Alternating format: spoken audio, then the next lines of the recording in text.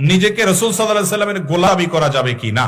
আমরা মুসলমান কেউই নবী করিম সাল্লাল্লাহু আলাইহি সাল্লামের গোলাম না। নিজের গোলামে পরিচয় দেওয়া হারাম। মানুষ শুধুমাত্র আল্লাহর গোলাম। উম্মতরা নিজেকে গোলাম হিসেবে স্বীকার করতে পারবে কিনা? না, পারবে না। আমরা কোন পীরের গোলাম হতে চাই না, এমনকি নবীর গোলামও নই। একজন ব্যক্তি নিজেকে রাসূলের গোলাম বলবে, এখানে একটু শিরকের গন্ধ পাওয়া যায়। আমরা রাসূলের গোলাম বললে এখানে শিরক ঢুকে যায়। তোমরা যদি আমার নবীর গোলাম হয়ে যাও, আমার নবীর গোলাম হয়ে যাও, ওলামা আছে বিদায় বলতেছি, ওনারা বুঝবে।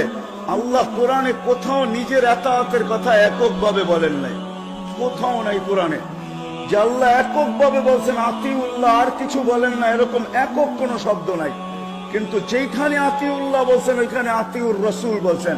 কিন্তু কোরআনে আছে শুধু নবীর এতাআতের কথা বলছেন, ওয়াইন তুতিউহু তাহতাদু মান আতা আর রাসূল ফাকাদ আতা আল্লাহ।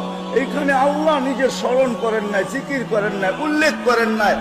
আর আল্লাহকে তো পাওয়াও সম্ভব না। আল্লাহকে পাবে তো পাবে কি কইরা? লা তারাহুল উয়ুন, চোখে তো আল্লাহকে দেখা যায় না। ওয়ালা তুখালিতুহুজ জুনুন, ধ্যান ধারণার ভিতরে তো আল্লাহকে আনা যায় না। লা ইয়াসিফুহুল ওয়াসিফুন, বর্ণনা দিয়ে আল্লাহ শেষ করা যায় না।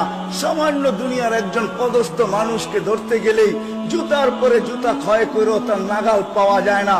সেও মাটির উপর দিয়ে হাঁটতে চায় না, সব সময় উড়াল দিয়ে চলতে থাকে যাতে কারো নাগালে না আসে। একটা সামান্য পদের মানুষ যদি এরকম উড়াল দিতে শিখে, তো আল্লাহ তো এক পদের মালিক না।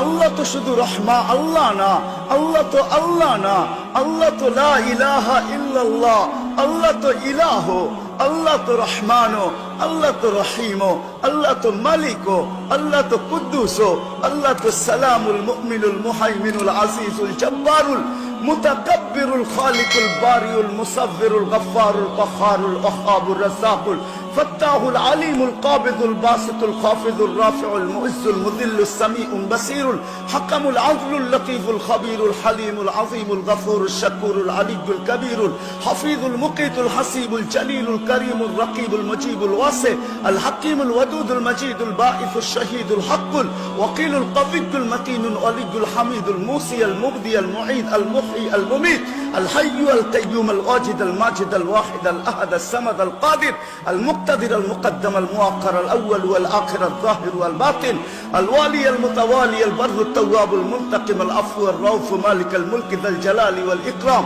আল মুকসিত ওয়াল জামি ওয়াল গনিয়্য আল মুগনি আল মানি আল দার আল নাফি আল নূর আল হাদি আল বদি ওয়াল বাকি আল ওয়ারিস ওয়াল রশিদ ওয়াস সাবুর জাল্লে জালালু। আল্লাহ তো 99 পদের মালিক, তাকে পাবো তো পাবো, ধরবো তো ধরবো কি কইরা, মানবো তো মানবো কি কইরা?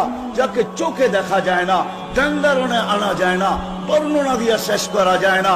কুরবান যাও আল্লাহর উপরে, তো আল্লাহ সহজ করছেন। নিজের বন্ধুর এতাআতের উপরে বলছেন, আমার বন্ধুর গোলাম হয়ে যাও, আমার গোলামির মালা আমি নিজে কুদরতি হাতে তোমাকে পরায়া দিব। আমার বন্ধুর গোলাম হয়ে যাও, হেদায়েতের মালাও আমি তোমার গলায় পরায়া দিব।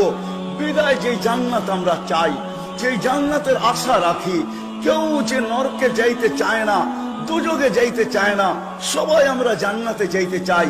যদি জান্নাত পাইতে হয় তাহলে নবীর গোলামি ছাড়া বিকল্প কোনো রাস্তা আল্লাহ আমাদের জন্য রাখেন নাই।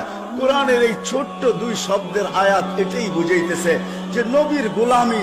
আর নবীর গোলাম হবেন না তো হবেন না কেন? একটু আগেই তো বলতেছিলাম, আরো সে যাইও আমাদেরকে বলেন নাই, কিয়ামতের মাঠেও আমাদেরকে বলবেন না।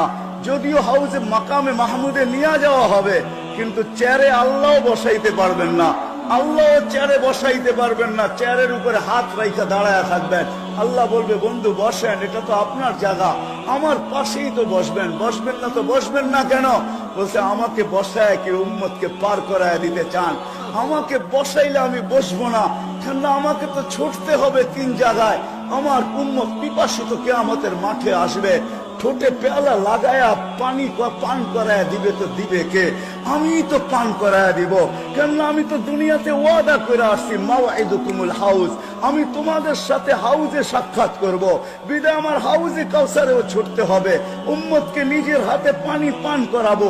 আবু বকর সিদ্দিক রাদিয়াল্লাহু তাআলা আনহু পেয়ালা ভরা দিবে, ওমর রাদিয়াল্লাহু তাআলা আনহুর হাতে উঠায়া দিবে, ওমর রাদিয়াল্লাহু তাআলা আনহু আল্লাহর রাসূলের হাতে উঠায়া দিবেন।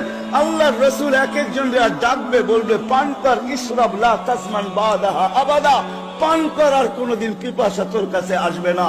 ও টঙ্গীর যুবক, একটু ভাইবা দেখো, যেদিন আল্লাহ রাসূল তোমার ঠোঁটে লাগায় পান করায় দিবে, ওই দিন হবে তো হবে কিরকম? হারিস, আমি তো রউফ, আমি তো রহিম, আমি ওইখানে হাত তুলা পাল্লা সামনে ঝুঁকায় দিব, আবার আমি ছুটবো পুলসেরাতে। পার হইতে পারতেছি কি পারতেছে না? যদি পার হইতে না পারে, তাহলে আমি দুযোগের, আমি দুরুদের গাঠটি মাথায় দিয়া পার করায় দিব।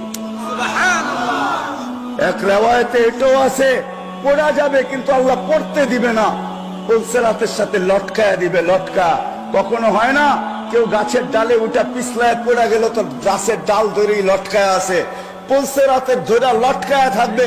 আল্লাহ রসুল ছুটা যাবে, দুরুদ গুলা তার মাথার উপরে রাখবে, তো দুরুদ টাইনা তাকে পুলসেরাতের উপরে উঠাবে।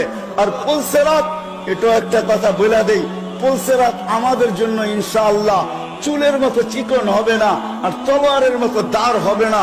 যারা পার হওয়ার হবে, ওরা পুলসেরাতে পারে যাইতে দেরি, ওইটা হাইওয়ে হইতে দেরি হবে না।